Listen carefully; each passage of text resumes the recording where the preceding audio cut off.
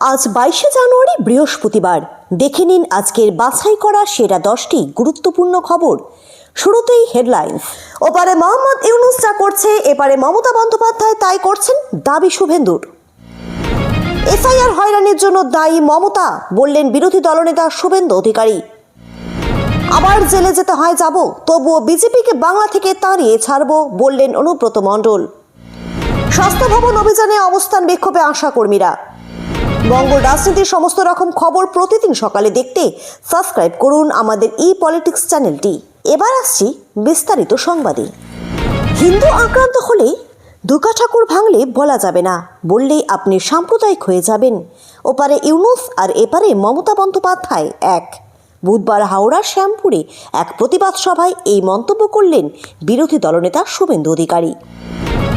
SIR হয়রানির জন্য দায়ী মমতা, নদিয়ার সভা থেকে শুভেন্দু বলেন, সুপ্রিম কোর্ট বলেছে তাদের এই যে নামের ভুল, এর জন্য মমতা বন্দ্যোপাধ্যায় দায়ী। তিনি কেন ডাটা এন্ট্রি অপারেটর দেননি? বিহার সরকার যেখানে দিয়েছে, দায়ী তো মমতা বন্দ্যোপাধ্যায়। হয়রানি করে বাজার মাতাচ্ছেন। গোটা রাজ্যে চাকরি নেই, শিল্প নেই, গোটা রাজ্যটাকে ধ্বংস করে দিয়েছে। ধ্বংস করার পরে যাতে মানুষকে ইলেকশন কমিশনে বিজেপি বিরুদ্ধে বলতে পারে, সেই জন্য একটা ডাটা এন্ট্রি অপারেটর না দিয়ে লোকের কাছে লোক অত বোকা নয়। 3 দিনের মধ্যে লজিক্যাল ডিসক্রিপেন্সি বা তথ্যগত অসঙ্গতির তালিকা প্রকাশ করতে হবে নির্বাচন কমিশনকে। ভোটারের অনুমতি সাপেক্ষে বিএলও ঢুকতে পারবেন শুনানি কেন্দ্রে। এসআইআর মামলায় এই নির্দেশ দিয়েছে সুপ্রিম কোর্টের প্রধান বিচারপতি বেঞ্চ। বড়সড় ধাক্কা খেয়েছে নির্বাচন কমিশন। এদিকে এই ইস্যুতে বিজেপিকে তীব্র আক্রমণ শানিয়ে শাসক দল। নদিয়া সভাতে গিয়ে ঝাল মেটালেন বিরোধী দলনেতা শুভেন্দু অধিকারী। বললেন, সুপ্রিম কোর্টের নির্দেশের ভুল ব্যাখ্যা তৃণমূলের, এসআইআর হয়রানির জন্য দায়ী মমতা বন্দ্যোপাধ্যায়। বীরভূমের হাসনের জনসভা থেকে বিজেপিকে চ্যালেঞ্জ ছুড়ে দিয়ে অনুব্রত বলেন, সিপিএমকে তাড়িয়েছি, তোমাদেরও তাড়াবো। কি করবে? জেল খাটাবে? 2.5 বছর তো জেল খাটিয়েছ, আবার যদি জেল খাটাতে হয় খাটবো। এখানেই থামেননি অনুব্রত। তিনি সরাসরি বলে দেন, আমার লজ্জা লাগবে না, কারণ কোনো অন্যায় করছি না। এদিন এসআইআর নিয়েও বিজেপির উদ্দেশ্যেও তোপ দাগেন অনুব্রত। তার দাবি, মুসলিমদের নাম বাদ দিতেই চক্রান্ত করছে বিজেপি। তৃণমূল নেতার কথায়, বিজেপি চাইছে এসআইআর করে মুসলিমদের বাদ দিতে। ফর্ম 7-এ বেশিরভাগই মুসলিমদের নাম রেখেছিল, কিন্তু শেষ পর্যন্ত পারেনি। বিজেপিকে হুঁশিয়ারি দিয়ে তিনি বলেন, ভাবলে তোমরা নাম বাদ দেবে আর আমরা আঙুল চুষবো, সেটা হবে না। সিপিএমকে তাড়িয়েছি, তোমাদেরও তাড়াবো। হাসন থেকে কমপক্ষে 60 থেকে 65 হাজার ভোটে জেতারও চ্যালেঞ্জ ছুড়ে দিয়েছেন তিনি। আশাকর্মীদের দাবি, বর্তমানে তাদের ইন্টার্নশিপ মিলিয়ে মাসে সর্বোচ্চ 5,250 টাকার বেশি দেওয়া হচ্ছে না, অথচ কাজের চাপ বেড়েছে কয়েক গুণ। তাদের আরও অভিযোগ, সরকার একদিকে তাদের ব্রেস্ট ফিডিং নিয়ে সচেতনতার বার্তা দিতে বলে, অথচ নিজেরাই মাতৃত্বকালীন ছুটি পান না। এমনকি কর্মরত অবস্থায় কারো মৃত্যু হলে পরিবার কোনো আর্থিক সহায়তা পান না। অন্যদিকে আশাকর্মীদের অভিযানে অশান্তির আশঙ্কায় নিরাপত্তার বেড়েছে স্বাস্থ্য ভবন চত্বরে। গতকাল রাতেই ব্যারিকেড বসিয়ে দেওয়া হয়েছে, মোতায়েন রয়েছে পুলিশ বাহিনী। তবে এদিন সকালে আশাকর্মীরা বিভিন্ন জেলা থেকে যখন কলকাতায় এসে পৌঁছন, তাদের আটকে দেওয়া হয় বলে অভিযোগ জিআরপি বিরুদ্ধে। এই পরিস্থিতিতে স্টেশনের ভেতরেই অবস্থান বিক্ষোভে বসেন তারা। আশাকর্মীদের দাবি, লড়বো মরবো কিন্তু যাবই। এবার সরস্বতী পুজোয় মমতা বন্দ্যোপাধ্যায় লেখা বইয়ের থিম। সরস্বতী পুজোকে কেন্দ্র করে উত্তর কলকাতার শ্যামবাজারে অভিনব থিমে পুজোর আয়োজন করা হচ্ছে। 12 নম্বর ওয়ার্ডের কাউন্সিলর ডক্টর মীনাক্ষী গঙ্গোপাধ্যায়ের উদ্যোগে মুখ্যমন্ত্রী মমতা বন্দ্যোপাধ্যায় লেখা বই দিয়ে তৈরি হলো এবার মমতাময়ী লাইব্রেরি। গ্রন্থাগার থিমের এই মণ্ডপে তার লেখা প্রায় 200টি বই থাকবে। আর এর বিশেষত্ব হলো, পুজোর পরেও এই মুক্ত গ্রন্থাগার সারা বছর সাধারণের জন্য খোলা থাকবে।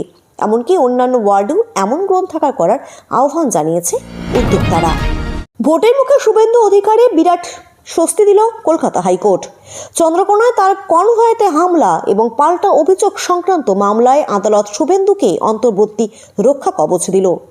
বিচারপতি শুভ্রা ঘোষের নির্দেশে জানানো হয়েছে যে আগামী 29 জানুয়ারি পর্যন্ত শুভেন্দুর বিরুদ্ধে কোনো রকম পদক্ষেপ নেওয়া যাবে না। আদালত রাজ্য সরকার এবং সিপিএফকে হামলার ঘটনার বিস্তারিত রিপোর্ট জমা দেওয়ার নির্দেশ দিয়েছে। আর বিরোধী দলনেতা হিসেবে নিরাপত্তা নিশ্চিত না হওয়ার অভিযোগে শুভেন্দুর এটি বড় আইনের জয় বলেই মনে করা হচ্ছে। এসআইআর শুনানিকে নিয়ে রাজ্যে অশান্তির জন্য এবার মুখ্যমন্ত্রী মমতা বন্দ্যোপাধ্যায়ের উস্কানিমূলক মন্তব্যকে দায় করে সুপ্রিম কোর্টে হলফনামা জমা দিয়েছে নির্বাচন কমিশন। কমিশনের অভিযোগ, আমাদের বক্তব্যে বিভ্রান্তি ছড়িয়েছে, এমনকি আতঙ্ক তৈরি হয়েছে। বিএলও এবং নির্বাচনী আধিকারিকরা হামলার হুমকির মুখেও পড়েছেন। ফারাক্কা সহ একাধিক জেলায় হিংসা, সরকারি নথি পোড়ানো এবং কর্মীদের মারধরের ঘটনাও তুলে ধরা হয়েছে। এর ফলে ভোটার তালিকা সংশোধনের নিরপেক্ষ পরিবেশ ক্ষতিগ্রস্ত হচ্ছে বলে দাবি করা হচ্ছে। ভারতীয় জুমলা পার্টিকে 50-এর গণ্ডি পার করতে দেব না। পুরুলিয়ায় 9 থেকে 0 লক্ষের ডাক অভিষেকের। পুরুলিয়ায় কাশীপুরের রণসংকল্প সভা থেকে বিজেপিকে কড়া ভাষায় আক্রমণ করলেন তৃণমূলের সর্বভারতীয় সাধারণ সম্পাদক অভিষেক বন্দ্যোপাধ্যায়। বুধবার তিনি সাফ জানিয়ে দিলেন, ভারতীয় জুমলা পার্টিকে 50-এর গণ্ডি পার করতে দেব না, কথা দিয়ে গেলাম। একই সঙ্গে পুরুলিয়ার 9টি বিধানসভা আসনে জয়ের লক্ষ্যমাত্রা বেঁধে দিলেন তিনি। এদিন বক্তব্য রাখতে গিয়ে অভিষেক বন্দ্যোপাধ্যায় বলেন, আগামী নির্বাচনে 9-0 করতে হবে। পুরুলিয়ার আসন সংখ্যা হাওড়া আর দক্ষিণ 24 পরগনাকে ছাপিয়ে যেতে হবে। তিনি আরও অভিযোগ করেন, 34 বছরের বাম জামানা সিপিএমের হারমাদ রাই এখন জার্সি বদলে বিজেপির জল্লাদ হয়েছে। কেন্দ্রীয় সরকারের বিরুদ্ধে বঞ্চনার অভিযোগ তুলে অভিষেক বলেন, জল জীবন মিশন, আবাস যোজনা, গ্রাম সড়ক যোজনা ও সর্বশিক্ষা মিশনের টাকা আটকে রেখেছে মোদী সরকার। জল জীবন মিশনের 50% টাকা কেন্দ্র দেয়, সেটাও তারা আটকে রেখেছে। স্থানীয় বিজেপি সাংসদ জ্যোতির্ময় সিং মাহাতোকে চ্যালেঞ্জ ছুড়ে দিয়ে তিনি বলেন, রিপোর্ট কার্ড নিয়ে আসুন, 10-0 গোলে ভোকাট্টা করে মাঠের বাইরে পাঠাবো। হিরণের দ্বিতীয় বিয়ে নিয়ে মন্তব্য করলেন দিলীপ ঘোষ। নেট দুনিয়ায় এই মুহূর্তে বেশ চর্চায় রয়েছে খড়গপুরের বিজেপি বিধায়ক তথা টলিউড অভিনেতা হিরণ চট্টোপাধ্যায়ের ব্যক্তিগত জীবন।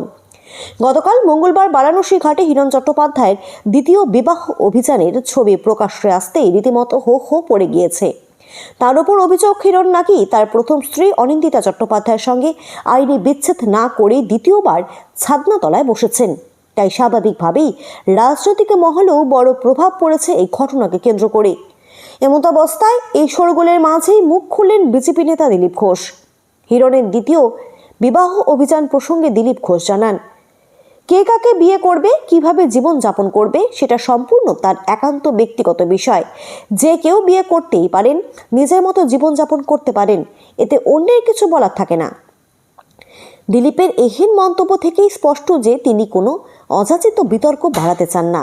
তবে কটাক্ষ করার সুযোগ ছাড়ছে না তৃণমূল। হিরণের দ্বিতীয় বিয়ে নিয়ে ক্রমেই বাড়ছে ট্রোল মিমের সংখ্যা। এমনকি মিমের মাধ্যমে কেউ হিন্দু ম্যারেজ অ্যাক্টের কথাও মনে করিয়ে দিচ্ছেন। পুরীর জগন্নাথ মন্দিরে বোমাতঙ্ক। সোশ্যাল মিডিয়ায় পুরীর জগন্নাথ মন্দিরকে বোমা মেরে উড়িয়ে দেওয়ার হুমকি। মন্দির চত্বরে মোতায়েন করা হলো অতিরিক্ত নিরাপত্তা বাহিনী। এর জেরে বুধবার ব্যাপক চাঞ্চল্য ছড়িয়েছে পুরীর জগন্নাথ ধামে। চলছে বোমার খোঁজে তল্লাশি। ঘটনায় এখনো পর্যন্ত একজনকে আটক করা হয়েছে বলে খবর। প্রতিদিন পুরীর মন্দিরে লক্ষ লক্ষ পর্যটক আসেন। সেই কারণে নিরাপত্তা নিয়ে কোনো ঝুঁকি নিতে চায়নি উড়িষ্যা প্রশাসন। সংবাদ সংস্থা সূত্রে খবর, বম স্কোয়াড এবং ডগ স্কোয়াড শুধু মন্দিরে নয়, ওই চত্বরের আশেপাশে সংবেদনশীল এলাকাতেও তল্লাশি চালাচ্ছে। মন্দিরে পুণ্যার্থীদের প্রবেশের ওপর এখনই কোনো বিধিনিষেধ আরোপ করা হয়নি। তবে মন্দিরে প্রবেশকারী প্রত্যেককেই পুঙ্খানুপুঙ্খানুভাবে তল্লাশি করছেন নিরাপত্তারক্ষীরা। খবর এই পর্যন্তই শেষ। আবার আসছি আগামীকাল সকালে। পরবর্তী খবর দেখার জন্য সাবস্ক্রাইব করুন আমাদের ই পলিটিক্স চ্যানেলটি।